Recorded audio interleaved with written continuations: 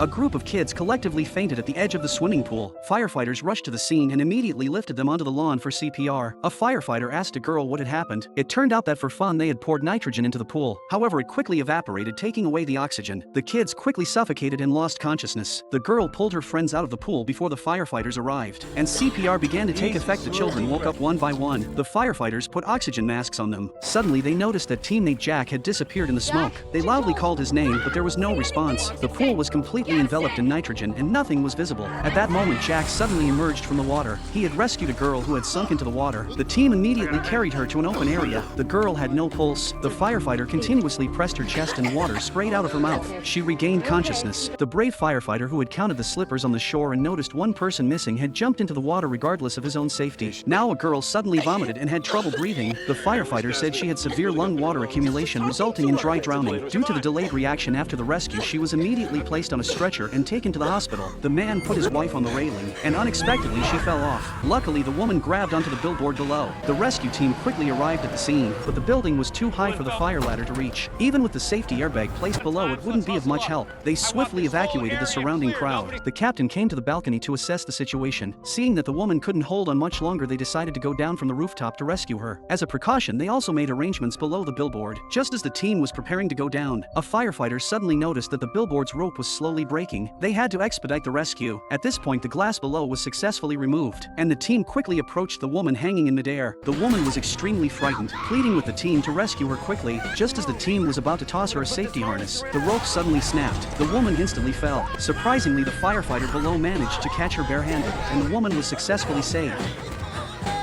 Thank you. I don't know how you guys just did that. Dumb luck. A group of people was attending a funeral. Suddenly a man fell from the sky, smashing the coffin into pieces. The crowd was instantly thrown into panic. Even the priest was shocked. He had just been about to send someone off to God, but now God seemed to have sent someone down. Soon the rescue team arrived. Firefighter discovered that the man had no heartbeat and stopped breathing. He was covered in frostbite. The captain immediately deduced that he was a stowaway, as the location happened to be along the flight path, and stowaways sometimes hide in the aircraft's wheel well. When the landing gear is lowered, they can fall out. While the team were handling the body, of firefighter suddenly noticed scratch marks on the man's arm and found a pink nail in his sleeve. This indicated that someone had tried to hold onto him as he fell, implying there were other stowaways on the plane. The team swiftly headed to the airport and conducted a thorough search of the recently passed aircraft. True enough, another girl was found in the wheel well. Using a rope to secure herself and avoid falling, the girl was unconscious by this point, and the team immediately began resuscitation efforts. Her pulse was weak and her body temperature was extremely low. They administered warming fluids, and through relentless efforts they managed to revive her. Upon awakening, the girl immediately inquired about her brother. After learning of her brother's demise, she expressed a desire to leave here and wanted to go home. This man had a bit of bad luck. Just as he tossed a bag of clothes into the recycling bin, he accidentally dropped his car key in. Then he moved a carton box closer and stood on it to reach inside. Unfortunately, his balance was unstable and ended up falling into the bin himself. In panic, he banged on the bin and shouted for help, but the bustling traffic outside drowned out his voice. To make matters worse, the recycling bin could only be opened from the outside. Despite his reluctance to give up, he kicked and tried to pry with his hands, but all in vain. At that moment, he suddenly thought of the car key. He continuously pressed the remote control button, hoping the alarm would attract passers-by's attention. However, the loud noise went unnoticed amid the busy street. As time passed from morning to evening, the sealed bin made him increasingly uncomfortable and overheated. From day to night, the man had been trapped for a whole day. Coincidentally, firefighters were completing a rescue mission in the area. Just as she was about to get into the vehicle, she suddenly heard a noise. After looking around and seeing nothing, she turned to leave only to hear the noise again. She glanced at the recycling bin and walked over slowly. Anybody there? Oh, Where are you? in here. Standing on it, she opened it and indeed found a person inside. A female college student gave birth at home, but the experience terrified her. The newborn was completely enveloped in a membrane, and she had no idea what she had delivered. Paramedics reassured her that it was the amniotic sac and the actual baby was inside. However, the immediate concern was to quickly extract the baby so that baby could breathe. Surprisingly, the amniotic sac proved exceptionally tough, making it difficult to tear open quickly. I need a scalpel. With a decisive cut, accompanied by the rupture of the amniotic sac, murky fluids spilled all over. When Brett asked his teammate for tools to clean the baby's mouth and remove meconium, they discovered that the first aid kit lacked a delivery tool kit. Apparently, they had just taken over the shift and hadn't had a chance to inspect the equipment before being called for the emergency. Without the necessary tools, they couldn't clamp the umbilical cord or clear the baby's airway. In this critical moment, the teammates came up with an idea, using a large syringe in place of a suction bulb to clear the baby's airway. Meanwhile, teammate tightened the umbilical cord with a tourniquet and then cut it with a scalpel. Finally, Finally, in the expectant eyes of everyone present, the baby showed faint signs of breathing. However, it was crucial to rush the baby to the hospital for medical. This man was sucked into the airplane turbine. It was initially believed that he would surely die. However, unexpectedly, he survived. Just a moment ago, the two were loading checked baggage onto the cart. Mike was concerned that there might be fragile items in the suitcase, so he chose to handle them with care. However, his colleague, dissatisfied with his efficiency, directly snatched the luggage and stuffed it into the cart. Later, knowing that it wouldn't fit, he forcefully put a bag into the driver's seat. Unfortunately, it accidentally pressed the accelerator, causing the cart to go out of control. Coincidentally, someone in the distance was directing the airplane to park and was knocked down by the out-of-control luggage cart. Subsequently, the cart spun wildly in place, throwing all the luggage off. It was only then that the two realized they had caused a big trouble. Mike quickly started the car and deliberately overturned the out-of-control luggage cart. However, as he got out of the car to celebrate, he was unexpectedly sucked into the airplane turbine behind him. Soon the rescue team arrived. The captain quickly instructed the team to prepare tools and asked the person in charge to evacuate the onlookers in the distance, as the rescue scene could be very gruesome. Just as he finished speaking, Mike's foot moved a bit. The captain immediately realized he was still alive and instructed the team to start the rescue. They carefully removed the hubcap, then disassembled the fan blades and found them deformed. Despite this, the man was miraculously still alive. They carefully lifted the man out and placed him on a stretcher for examination. The fact that the man had survived with only minor injuries was astonishing to them. At that moment, one firefighter found several golf clubs from behind. It turned out that these golf clubs got stuck in the turbine and saved his life. Witnessing this scene, the passengers applauded and cheered, but the owner of the golf clubs fainted considering the presumably high cost of such high-quality clubs. The man was inspecting a reservoir when suddenly the wall ruptured. The flood instantly engulfed him, creating a breach in the dam, releasing tens of thousands of cubic meters of water. A woman on a bicycle saw this scene and desperately pedaled, but it was just a struggle before imminent death. In less than half a minute, she was swallowed by the torrent. Soon the flood reached the city center. People on the bus had no time to react. The powerful shockwave forcefully embedded the bus into an office building. Firefighters rushed to the scene. After seeing this, they were puzzled about how it had happened. The people inside the bus were already in shock, desperate to escape. However, it immediately made the bus lose balance. The captain quickly ordered them to stay in place. The team reinforced the foundation on the top floor, using a towing rope to secure the bus's tail so to buy time for rescue. The people inside the car were saved one by one. Suddenly, they discovered there was still one person trapped underneath. Unless the bus was lifted, there was no way to rescue him. They had to release the towing rope again, letting the tail of the bus drop. Seizing the opportunity, the team pulled the man out. Now only one person was left. A boy with autism stubbornly refused to leave the bus. The captain stayed with him on the bus. Suddenly the fuel tank exploded, and flames engulfed the entire bus. Firefighters broke into the carriage to find the captain shielding the boy with his body. The firefighting gear ensured both emerged unscathed. This time he finally agreed to leave the bus voluntarily. The ice cream machine malfunctioned. The boy reached in to fix it. In the next moment, his arm was instantly caught in the machine. Seeing this, colleagues quickly rushed forward to help. Instead of immediately cutting off the power, the girl used her own hand to support the blades inside, allowing the boy to withdraw his hand. However,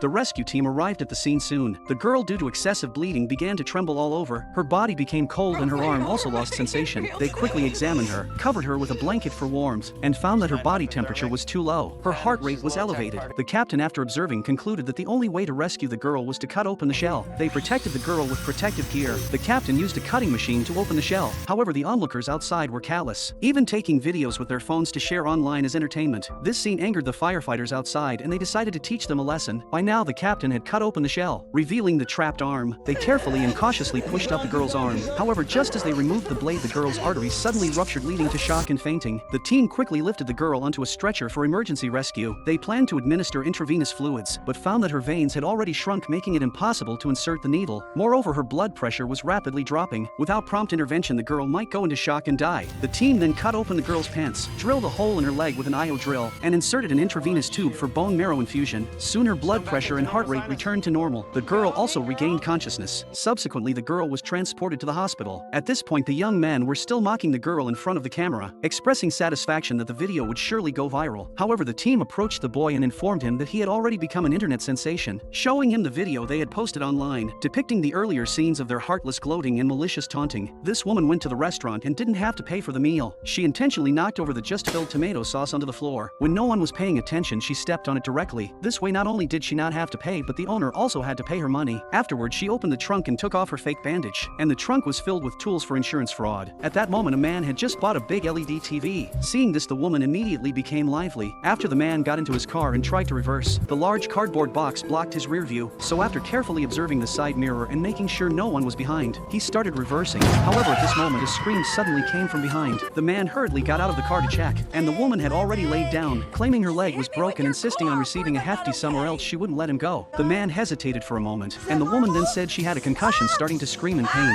In this way, the man ended up paying her a medical fee. Seeing the amount, the woman smiled triumphantly. Immediately after, she targeted another well-dressed elderly lady. Employing the same trick, she went to the back of the car, only to be hit by a passing car on the spot. Unaware of the situation behind, the elderly lady continued to reverse, and the car got run over the woman. Having only heard of people getting stuck with fish bones, but have never heard of anyone getting their muscles stuck. In a bodybuilding competition, each participant was showcasing their perfect physique, with this man putting in the most effort, while others had moved on to display other parts of their bodies. This man maintained his pose. The pained expression on the man's face resembled he was suffering from constipation. Suddenly, the man let out a loud roar. He had gotten his muscles stuck. The rescue team quickly arrived. The firefighters determined that this situation was caused by low blood sodium. They immediately asked the man when was the last time he had drunk water. It turned out that in an effort to reduce weight and make his veins more prominent, the man hadn't consumed any water for a day. This led to a severe deficiency of potassium and sodium in his body, requiring an immediate electrolyte replenishment. The captain asked if he had been dosing. The man hesitated before admitting that he hadn't used steroids. The captain then noticed a reporter recording the incident and immediately understood it. He politely asked the reporter to leave and continued advising the man. He warned the man that if he had been dosing, injecting saline solution could potentially lead to kidney failure. Realizing the severity of the situation, the man finally admitted to using steroids and even taking diuretics to reduce body water. Seeing the complexity of the situation, the captain had no choice but to have him taken to the hospital. The man had just stolen something and left the house. He noticed that the cops were coming. The firefighters arrived. TV reporters arrived. Even a helicopter was deployed. But after jumping onto the rooftop, he realized it was a dead end. The man refused to come down from the rooftop. No matter what the negotiator said, it was useless. Why are you people standing around here doing nothing? Mr. Knowles owns the roof that the circus is staged on. It's been 2 hours, Sergeant. He's still up there dancing around on my roof. The warranty doesn't cover that. 2 hours later, the onlookers started placing bets. They were betting on whether the man would eventually jump down.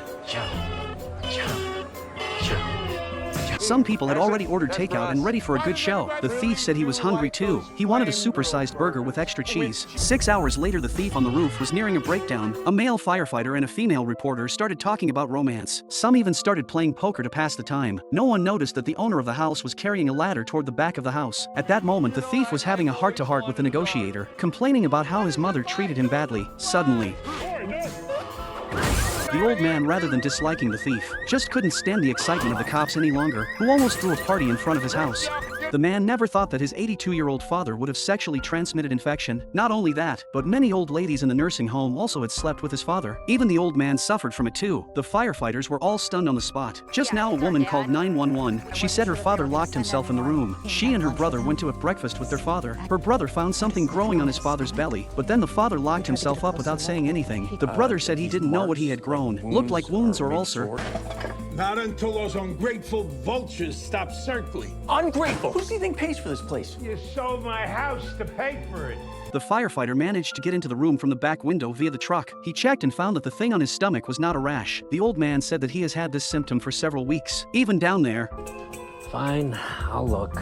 the firefighter resisted and took off his pants. An 82-year-old man actually got a flesh-eating STD, and the people who had slept with him would suffer too. The old man's son asked who had been sleeping with his father. They also needed to be taken to the hospital for treatment. After a short silence, an old lady stood up. Then the second one, the third, the fourth, the fifth. Even an old man stood up. What if you slept with one of the women that he slept with? You should probably get that checked out too.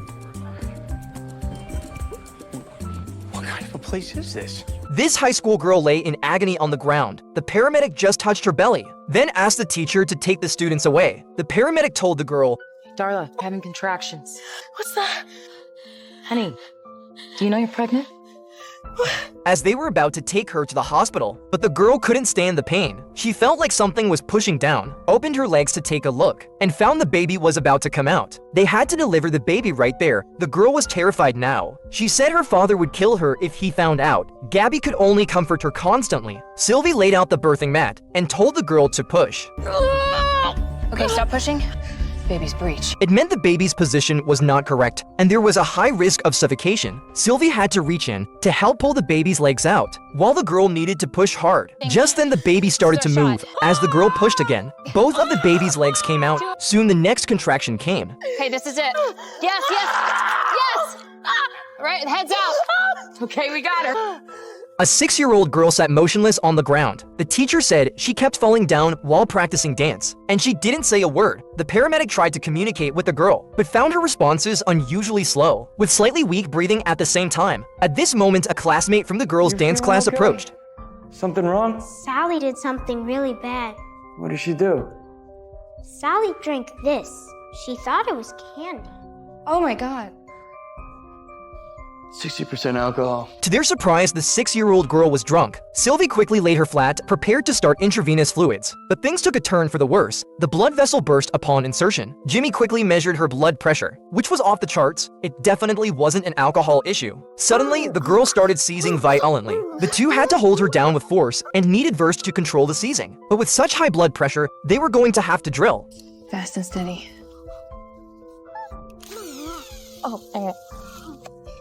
The woman's ankle got tightly caught in the revolving door. Even more worse was the man kept desperately pushing the door. Because the woman was trapped inside the revolving door, the firefighters had to break the glass to get in. Meanwhile, the man beside kept shouting to rescue him first. The firefighters just ignored him. They quickly assessed the situation. They needed to knock off the glass on the door leaf, then saw off the door frame. At this point, the woman was in excruciating pain. Matthew could only comfort her. Then the man started talking again. Breaker on my section? Hey, stop touching the glass. Shut up and stand back. Then they smashed the glass. The paramedics came forward to check the injuries. Some morphine was needed to alleviate the pain first, but the impatient man beside couldn't wait. He shouted to push the door with force. The woman cried out in agony. Seeing this, Matthew got angry. He told the selfish guy if he dared to push the door again, he would make him stay inside for a day. Matthew used a saw to cut off the door frame. The paramedics quickly brought a splint. Then they carefully lifted her out. Give us a few minutes to get this glass swept up. At this point, the man was yelling in anger. Skyscraper caught fire, but during the evacuation by firefighters, a woman raised doubts, saying with so much smoke in the hallway, they might choke to death. Firefighters said it would be fine after extinguishing the fire. The woman complained it was a long way down and asked why not take the elevator. The elevators aren't safe. I can hold your baby if you want. Hey, buddy? I can carry him. That's not the point. When everyone evacuated to the first floor, the firefighter realized something was wrong. The woman with the child was nowhere to be found. He asked his teammate about it, I thought they were up front with you. and immediately realized the woman might have secretly taken the elevator. Told her we couldn't use... God. Firefighters who were about to retreat now had to venture back into danger. However, despite searching all floors, the woman was nowhere to be found. She might still be in the elevator. Meanwhile, the firefighter finally fixed the elevator. He went to the elevator entrance to wait. But when the elevator door opened, thick smoke billowed out. After the smoke slowly dispersed, a horrifying scene unfolded before his eyes. The mother holding her child had been burned completely. The firefighter's heart shattered. The man was driving. He just glanced at the beautiful woman on the roadside. The next moment, a woman fell from the sky. The man quickly dialed 911. The rescue team arrived. The team checked her injuries. The girl had multiple fractures all over her body. Just as they were preparing to take her to the hospital, the girl kept saying a name. Where's Michael? Could this be the person who pushed her down? The team went to the girl's unit. It turns out she wasn't asking for Michael. She was asking about her phone. The captain picked up the phone and looked at it. Only then did he understand the truth of the matter. Namaste, my lovelies. The possum.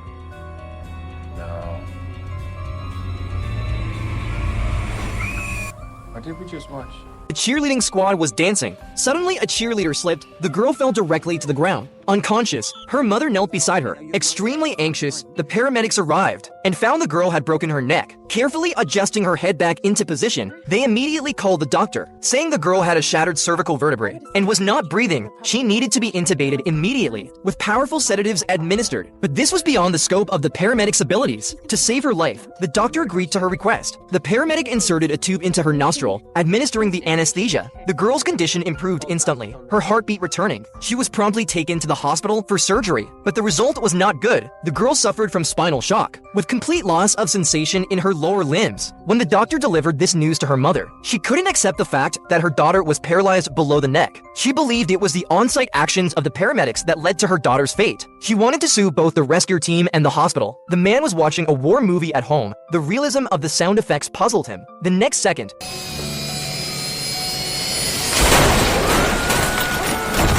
Soon firefighters arrived. The scene before them left everyone astonished. In such an open area, how could an F-16 fighter jet collide with a residential building? It turned out that just moments ago, 911 received a distress call. The man claimed his plane was about to crash and asked them to send someone to rescue him. Is this a light aircraft? No, F-16. F is in fighter jet?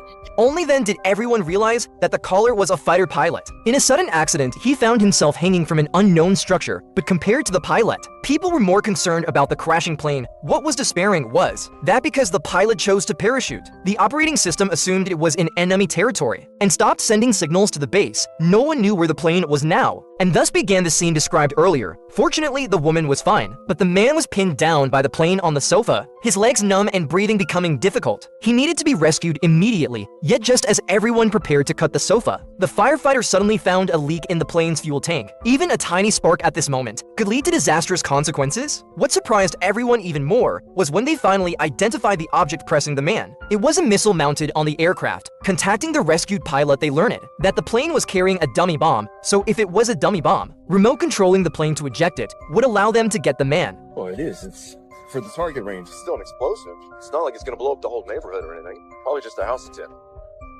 Maybe the one next door. However, the man couldn't hold on much longer. Under the pilot's guidance, the firefighters decided to disarm the bomb, but just as they finally opened the cover and exposed the wires inside, Go ahead and snip that red wire. when he was about to cut, the pilot suddenly said, Disconnect the white low-voltage coupling. "Oh my, it was so close." But as soon as they disconnected the voltage coupling and were about to cut the red wire, Okay, go ahead and cut that green wire. everyone was confused. Didn't the pilot say it was the red wire? Did I? Yeah. You said red. You sure? Even the operator in the call center was bewildered. Let's go with red. This completely stunned everyone in place. However, at that moment, the man passed out completely unresponsive. The team had no choice but to quickly act. In the end, they decided to cut the red wire. Just as the firefighter was about to proceed, a teammate was astonished to find an armrest on the man's sofa. Then he just flipped it over, and as the backrest fell, the man slipped out from under the bomb. Guys! Hey, guys! Guys! Finally, they managed to rescue him safely. Major, can I ask a question? When disarming the payload, after disconnecting the voltage coupling, red or green wire? Red, obviously. A tenant, to avoid being evicted, actually filled the bathtub with cement, solidifying him inside. Firefighters approached to inquire about the situation. The man insisted he couldn't leave, claiming he made a promise to wait for someone. It seemed he had some psychological issues. The man was shaking uncontrollably. The concrete was expanding, restricting blood flow, leading to compression syndrome. They needed to get him out now and start intravenous fluid fast. You out. Get that away from me! No matter how the firefighters persuaded, he stubbornly refused to leave. He believed they were deceiving him. They don't think like us. They're from another place. I know you think I'm stupid, but I'm not. Just when everyone was at a loss, You're here. all firefighters were baffled. But the man looked oddly ecstatic. Seeing this, Casey suddenly understood. Otis, keep the light on. He quickly put on a headlamp and instructed the team to do the same. Marvin, listen. Don't tell anyone. You had to come in disguise, okay? The man excitedly complied, saying he felt numb all over. Casey lied to him, saying it was part of the plan, and praised him for doing a great job. Then the paramedics started an for drip for the man. Casey began drilling the cement. At first, the man was terrified, but with reassurance from the firefighters, he felt courageous. The cement was soon broken through, and they quickly lifted the man out. A scoreboard fell over a pool. The boy was trying to pull the girl. Just moments ago, the boy cried out that someone was being electrocuted inside the pool. Firefighters rushed to the site. The wires were sparking with electricity. The boy was trying to pull the girl who was being electrocuted. Matthew shouted loudly to stop, but it was too late. Several children in the water were terrified. The situation now was very critical. Two injured persons were being brought over at this moment, but suddenly one boy became confused with fear, ignoring the firefighters' calls and swam towards the other side. Seeing the boy was farther and farther away, the firefighters took off their jackets and jumped into the water, intending to forcefully bring him back. Meanwhile, Kelly was controlling the wires, but the power generated by the sparks made the wires writhe like snakes. The firefighters held onto the boy tightly, rushing towards the shore. Just as the scoreboard fell off again, while Matthew, responsible for cutting off the power, was still trying to pry open the steel door. At this moment, the boy was brought onto the shore, and the firefighters had to quickly get out of the water. At this critical moment, Matthew finally managed to open the door and shut off the power.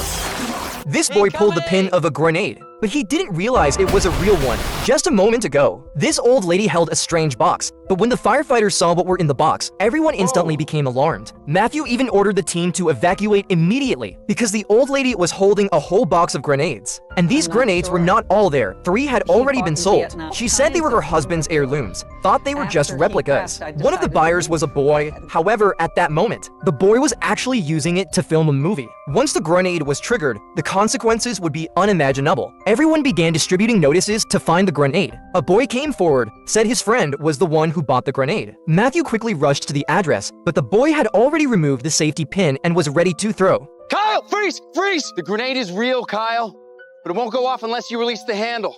So keep a tight hold on it, okay? But by this time, the boy was extremely nervous. An unexpected accident occurred. Run! This young girl slowly rose with the balloons. Everyone applauded and praised. Turns out today was her 15th birthday, so she wanted to make a big entrance at her Quincy era in this way. However, unexpectedly, a sudden gust of wind blew from the sky. The people holding the ropes on the ground clearly began to struggle. As the balloon kept swaying, the girl also started to feel scared. Suddenly, a parachute not far away caught her attention. Upon closer inspection, she saw a body lying beneath the parachute. This frightened her and she immediately screamed. Rescue teams quickly arrived. This is terrible. The party's ruined. Are you kidding, Mom? This is awesome.